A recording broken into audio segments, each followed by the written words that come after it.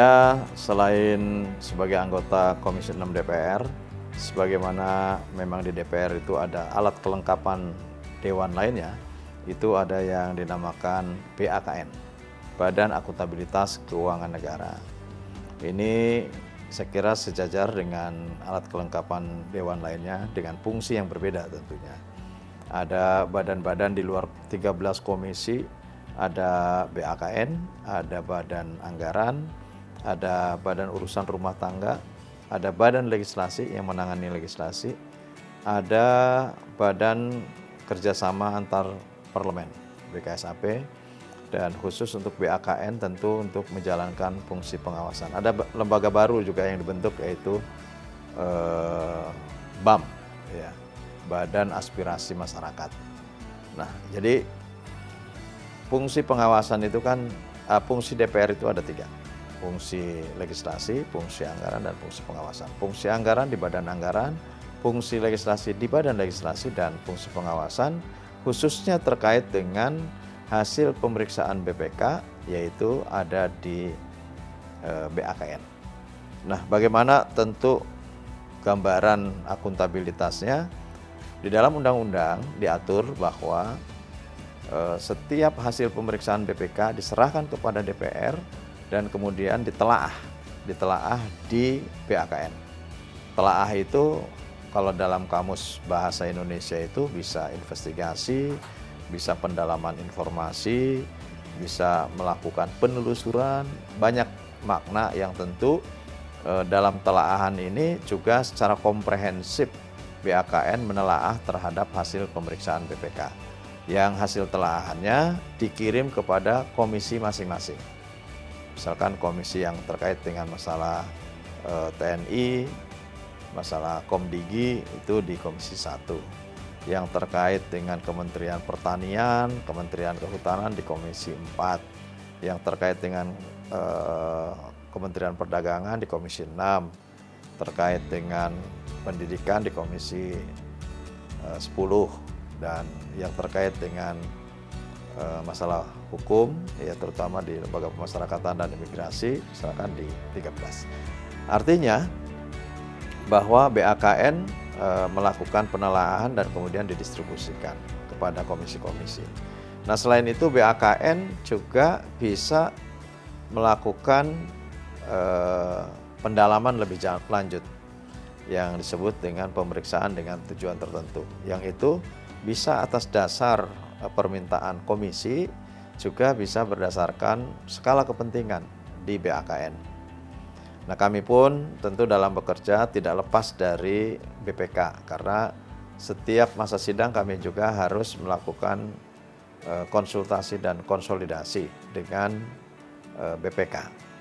Nah, oleh karenanya hal-hal yang ini menjadi skala prioritas di BAKN juga kemudian menjadi bagian penting dalam pembahasan dengan BPK. Ada beberapa prioritas telaahan tentu di BAKN karena hasil pemeriksaan begitu banyak, sektoralnya juga begitu banyak, maka kami sempitkan. Ya, pertama ya tentu sesuai dengan tujuan pemerintah. Tujuan pemerintah saat ini adalah menuju swasembada pangan, energi, air, kemudian hilirisasi. Itulah yang juga kami fokus untuk memastikan bahwa sektor-sektor ini on the track, sektor-sektor ini akuntabel, transparan, dan tata kelolanya governance. Tata kelolanya kalau di pemerintahan good governance, kalau di perusahaan good corporate governance. Ini yang tentu kami pastikan bahwa BAKN betul-betul bekerja on the track dan demi kepentingan bangsa dan negara. Yang kedua, prioritasnya adalah terhadap kementerian dan lembaga yang status keuangannya ataupun pemerintah daerah, ya, karena BAKN itu bisa melakukan telahan bukan hanya kepada pemerintah pusat, tapi bisa ke pemerintah daerah, bisa ke BUMN, bisa ke BUMD, dan kepada siapapun lembaga yang memang menggunakan keuangan negara. Jadi selama lembaga itu menggunakan keuangan negara, maka bisa kami lakukan telaahan. Nah, yang kedua tadi adalah bagi lembaga pemerintah daerah, BUMN, BUMD, atau pengguna anggaran yang statusnya wajar dengan pengecualian atau tidak memenuhi wajar tanpa pengecualian. Dan ini kami telaah di mana masalahnya biasanya status ini juga menggambarkan terhadap temuan-temuan yang berulang. Nah, sehingga kami juga harus mendalami terhadap temuan-temuan yang berulang. Nah, skala prioritas selanjutnya adalah terhadap yang menjadi isu-isu publik. Seperti kemarin terjadi bagaimana PT Timah gitu ya. PT Timah korupsinya sampai 300 triliun. Ada apa sih ya, kami harus dalami itu. Kemudian terkait dengan Patraniaga kemarin ya. Pertamina Patraniaga terjadi kasus ya, kami juga dalami di sini. Terkait dengan subsidi.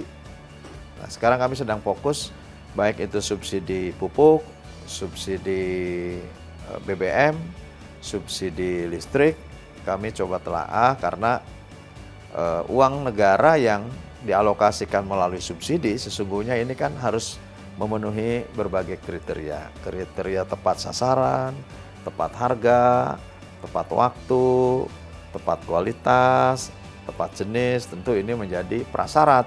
Nah, kami harus mengevaluasi sejauh mana tepat ini bisa dipenuhi, ya, sehingga betul-betul efektif subsidi ini bisa diterima untuk rakyat. Subsidi ini sampai kepada sasaran yang telah ditetapkan di dalam aturan pemerintah.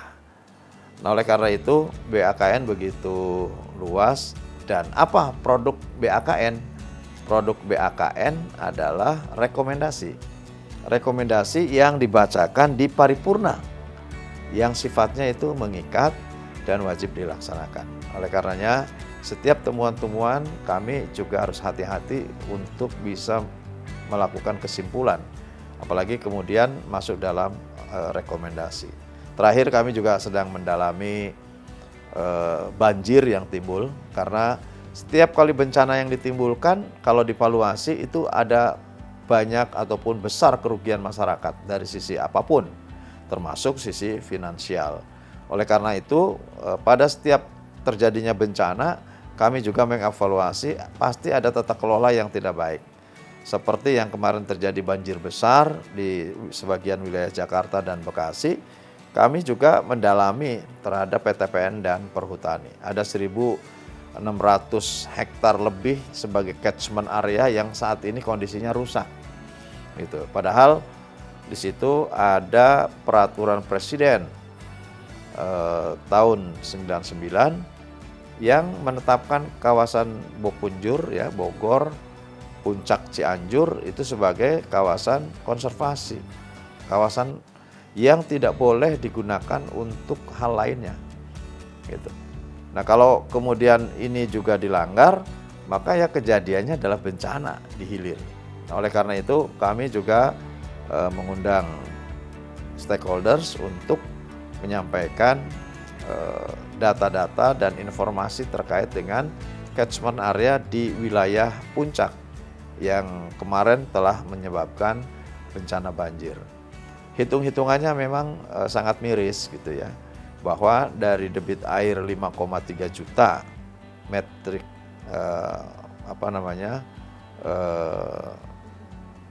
debit air ya, jadi meter kubik ya, meter kubik dari 5,3 juta meter kubik itu baru tertampung di sana hanya 2,1 sekian juta meter kubik. Jadi hampir separohnya itu melimpas, itulah yang melimpas ke perumahan-perumahan masyarakat. Nah, kalau hitung-hitungannya sudah ada ya, kenapa kemudian tidak bisa dituntaskan? Karena berarti ada tata kelola yang tidak secara konsisten diterapkan. Karena di sana sudah ada peraturan presiden. Nah, kami BAKN masuk di situ ya, untuk merekomendasikan terhadap para pihak yang tentu ini harus mematuhi terhadap aturan-aturan yang menjamin terhadap keselamatan rakyat, terhadap tidak terjadinya bencana, dan event kemarin terjadi bencana banjir tentu disebabkan karena tata kelola yang kurang baik. Kami akan lahirkan rekomendasi untuk itu. Nah, tentu banyak hal yang kami harus kaji, dan BAKN hanya beranggotakan 19 orang. Ya, 14 anggota dan 5 pimpinan. Termasuk saya salah satunya pimpinan yang tentu harus betul-betul menjaga BAKN ini tetap ajak, BAKN tetap amanah, BAKN menjalankan tugasnya secara baik. Ya, niatnya satu adalah bagaimana membangun sistem tata kelola yang kredibel, akuntabel, transparan, dan tentu bisa menghasilkan outputnya yang terbaik bagi rakyat.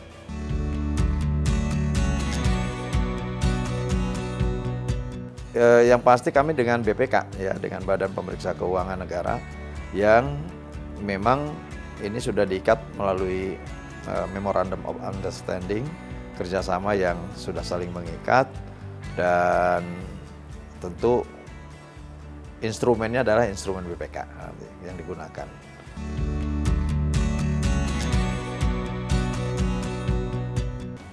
Politik itu adalah sesuatu yang setiap saat kita temukan dalam kehidupan kita sehari-hari. Pada waktu kita akan menggunakan kendaraan, sudah berpolitik bagaimana cara kendaraan ini.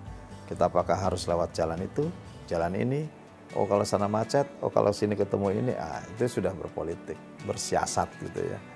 Namun tentu politik bisa dibedakan antara politik yang baik dan politik yang tidak baik.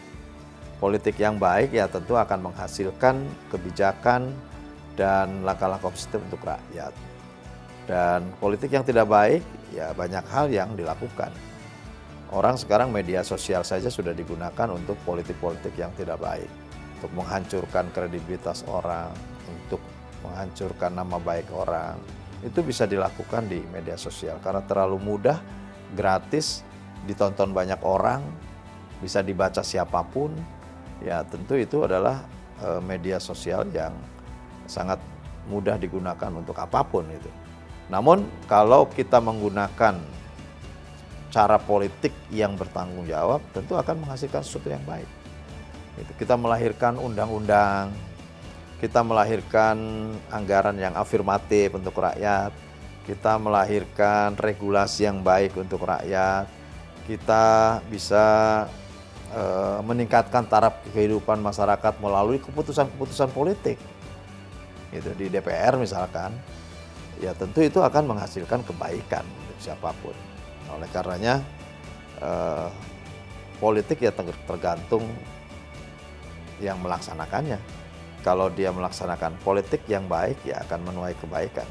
Tapi kalau yang melakukan politik keburukan, kebusukan ya akan menghasilkan sesuatu yang tidak baik. Gitu. Ya alhamdulillah saya sudah 4 periode ini ya saya menjalankan politik saya ya politik kerakyatan. Apa yang rakyat mau ya itu yang saya perjuangkan. Sama sebetulnya dengan prinsip dasar partai kami, Partai Demokrat, bahwa ya kita harus disandarkan kepada kepentingan rakyat. Hope-nya rakyat apa? Ya itu yang diperjuangkan. Karena rakyat banyak, pasti suka disebutkan suara rakyat adalah suara Tuhan. Artinya semakin banyak rakyat yang bersuara homogen, seragam, maka itulah suara rakyat. Gitu. Tapi kalau kemudian ada segelintir orang yang mengatakan rakyat, itu belum tentu. Ada sebagian kecil orang terus mengatakan rakyat, itu belum tentu. Tapi kalau sudah rakyat menyatakan sesuatu yang homogen, sama, ya itu pasti bahwa itu sebagai aspirasi, itu sebagai harapan, yang itu harus dijawab oleh kita semua. Saya selalu memanfaatkan kunjungan ke dapil itu atau kunjungan kerja, baik itu kunjungan kerja reses, kunjungan kerja spesifik, kunjungan kerja ke daerah-daerah bencana, itu dijadikan sebagai uji petik. Apa sebetulnya keinginan rakyat, apa harapan rakyat kepada DPR yang memiliki 3 fungsi. Fungsi anggaran, ya anggarannya harus afirmatif, anggarannya harus betul-betul sampai kepada orang yang membutuhkan. Jangan anggaran kemudian digunakan untuk meningkatkan taraf kehidupan orang-orang yang mampu, untuk memfasilitasi agar perusahaan-perusahaannya konglomerat menjadi lebih berkembang. Ya itu salah. Tapi ya bagaimana kebijakan anggaran negara ini adalah untuk rakyat, untuk masyarakat, untuk membangun jalan supaya terhubung antara desa A dengan desa B. Bagaimana membangun jembatan di situ. Bagaimana kita membangun pangan pertanian. Bagaimana membangun air-air bersih di situ. Bagaimana membangun kolam-kolam ikan. Itulah yang harus diperbuat oleh kita sebagai anggota DPR. Fungsi legislasi ya harus menempatkan diri, aturan juga sesuai dengan harapan rakyat. Rakyat ingin ada undang-undang yang berpihak kepada rakyat. Ya itu yang kita perjuangkan. Undang-undangnya jangan berpihak kepada segelintir orang. Apalagi undang-undang berpihak kepada sekelompok tertentu. Itu tidak baik. Nah, oleh karenanya perjuangan di DPR itu ya perjuangan untuk rakyat gitu. Nah, setelah kita memperjuangkan anggaran, setelah kita memperjuangkan regulasi, kita memanfaatkan fungsi ketiga, fungsi pengawasan. Kita lakukan pengawasan kepada stakeholders yang menjalankan, baik menjalankan anggaran maupun menjalankan peraturan perundang-undangan. Kita awasi, kita evaluasi. Apakah sudah tepat konsep, apakah sudah benar, ataukah masih perlu perbaikan, perlu penyempurnaan. Nah ini juga harus kita lakukan monitoring dan evaluasi terhadap berbagai keputusan baik di sisi anggaran maupun legislasi.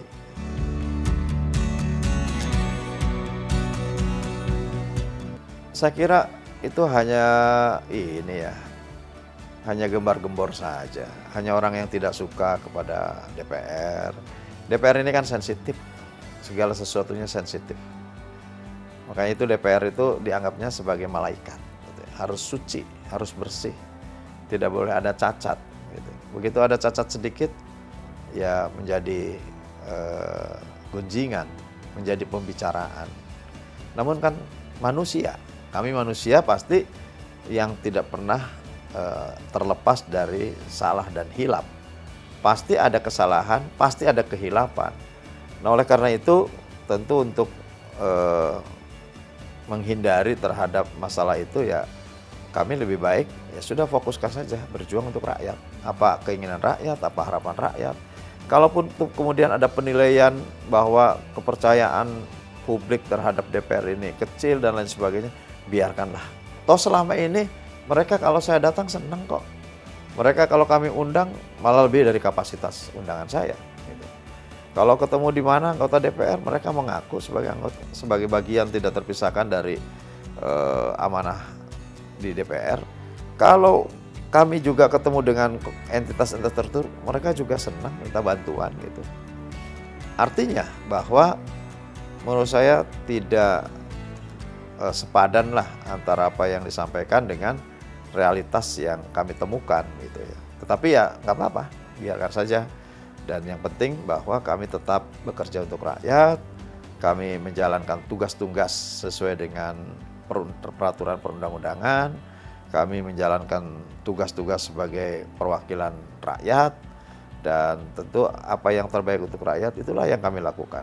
Biarkanlah kalau ada yang nilai-nilai terkait dengan kepuasan dan sebagainya, bagi kami itu ya dijadikan sebagai cambuk, sebagai pemicu, pelecut untuk kami juga berbuat lebih baik.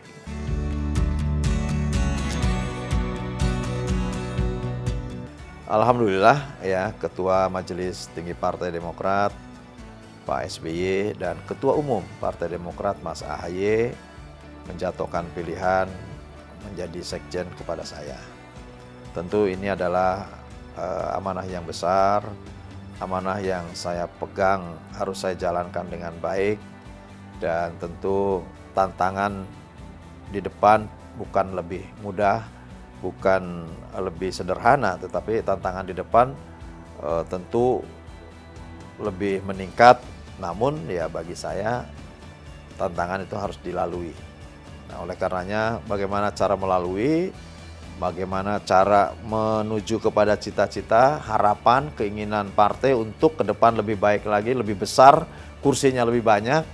Tentu itulah yang dipikirkan oleh saya. Pasti keinginan ketua umum, keinginan ketua majelis tinggi, ya bagaimana meningkatkan kursi dan suara Partai Demokrat. Tentu saya sebagai sekjen membantu tugas-tugas ketua umum dan menjalankan arahan-arahan ketua umum, karena ada banyak tujuan yang ingin kami capai, dan tentu fungsi sekjen sebagai fungsi administratif dan operasional ya kami akan jalankan dengan baik. Kami tidak ingin mengecewakan Pak SBY, Mas AHY, dan seluruh pengurus Partai Demokrat, apalagi mengecewakan rakyat. Tentu kami akan berbuat apa yang terbaik bagi partai ini dan apa yang terbaik bagi rakyat. Terutama kami di tahap awal tentu akan melakukan konsolidasi di level kesekjenan. Kemudian kami akan minta izin ketua umum untuk memperluas konsolidasi dengan badan-badan dan pengurus lainnya, ada departemen, kemudian ada komite pimpinan daerah, ada komite legislatif. Kami akan koordinasi sekaligus juga memantapkan soliditas internal ya. Karena kunci untuk kita bisa melompat melakukan akselerasi adalah juga soliditas internalnya betul-betul handal gitu. Nah, sejalan dengan itu tentu ke depan harus ada komunikasi politik yang baik dengan partai-partai sahabat, dengan organisasi-organisasi. Itu kami harus ada hubungan yang harmonis, yang baik, komunikasi yang intens, sehingga ada sinergitas ya, baik antar partai maupun dengan organisasi-organisasi lain. Nah, setelah itu tentu kami juga harus menjalankan program-program kerakyatan. Kami ada badan yang menangani pengabdian masyarakat. Itu yang tentu nanti akan coba simulasikan. Kami juga akan fokus membina terhadap para generasi muda. Supaya pertama tentu kita tunjukkan pendidikan politik yang baik kepada generasi muda. Kami juga akan bagaimana membina terhadap kemampuan kreativitas dan inovasi para anak-anak muda. Sehingga betul-betul masa depan yang ingin kita tuju, Indonesia Emas 2045, betul-betul kita wujudkan melalui transformasi yang saat ini kami akan jalankan dari hari ini ke depan. Gitu. Namun dalam jangka pendek ini tentu kami akan memperkuat dulu dari sisi keadministratifan, kemudian kami juga melakukan konsolidasi internal, dan kemudian komunikasi politik dengan partai dan organisasi eksternal. Kemudian kami menjalankan program-program yang pro rakyat, program-program yang selaras dengan anak-anak muda, dan mudah-mudahan dengan cara ini kami ke depan bisa meningkatkan peran sejalan dengan tentu tujuan ingin meningkatkan suara dan pada akhirnya meningkatkan kursi legislatif ke depan.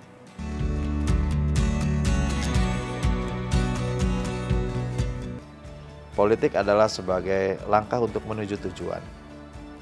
Oleh karenanya, anak muda jangan a priori dengan politik, ya.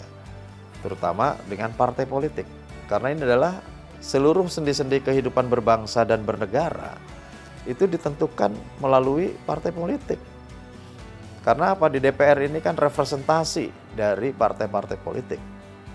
Nah, bersama-sama dengan pemerintah tentu mengambil keputusan-keputusan politik. Yang ini adalah merupakan pengaturan terhadap sendi-sendi berbangsa dan bernegara. Baik dari sisi regulasi maupun dari sisi anggaran.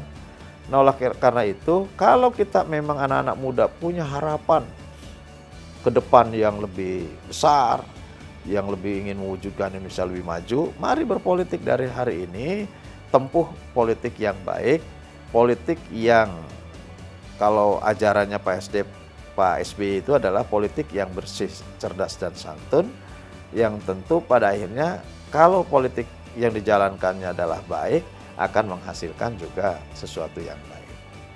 Nah, oleh karena itu, marilah anak-anak muda kita untuk bergabung di partai politik dan warnai perpolitikan kita dengan kreativitas dan inovasi anak muda.